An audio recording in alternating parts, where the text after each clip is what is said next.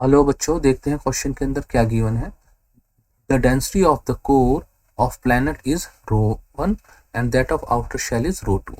The radii of the core and the planet are r and 2r respectively. The acceleration due to gravity at the surface of the planet is same as at a depth r.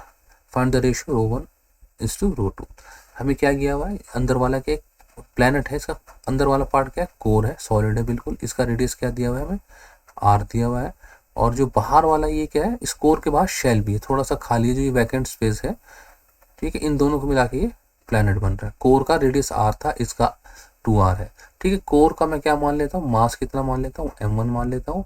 और जो बाहर हमारा shell है, इसका मास m2 मान लेता हूँ, ठीक है।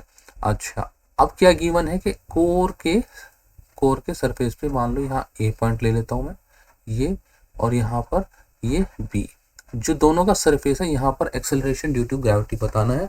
और अब हमें इस कंडीशन में क्या बताना है, रेशियो ऑफ ρ1 इज टू ρ2 बताना है, ठीक है। तो हमें क्या गिवन है, G A is equal to G, ठीक है। और ये कितना हो गया हमारा, G M one upon R का स्क्वायर, और ये जी एम वन प्लस 2r का स्क्वायर हो गया, ठीक है। कौन सा फॉर्मूला यूज किया मैंने, जो g होता है क्या होता है, gm ओवर आर स्क्वायर, ये वाला यूज किया, ठीक है।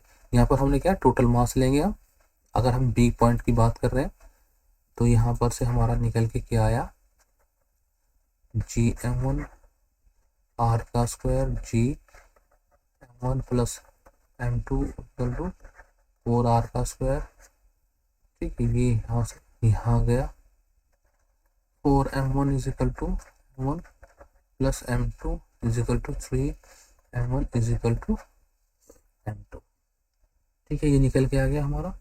अब हम क्या है, ये मास की टर्म में, लेकिन हमें क्या है, डेंसिटी की टर्म में क्वेश्चन में पूछा गया है। तो हम क्या करते हैं, इसको डेंसिटी की टर्म में कन्वर्ट कर लेते हैं।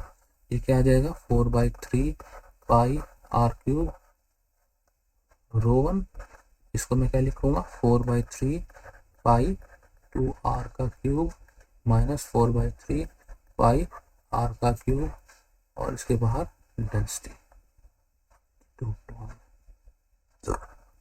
ये आ जाएगा मेरा 4/3 पाई आर क्यूब ρ1, और ये क्या आ जाएगा 4/3 पाई 7r क्यूब इंटू ρ2। 4/3 से ये गया, आर क्यूब से आर क्यूब गया, 4 से 4 गया, तो मेरा ρ1 अपॉन ρ2 की वैल्यू कितनी आ गई, मैं यहाँ लिख लेते हैं, ρ1 की अपॉन ρ2 की वैल्यू कितनी आ गई, 7/3, ठीक है।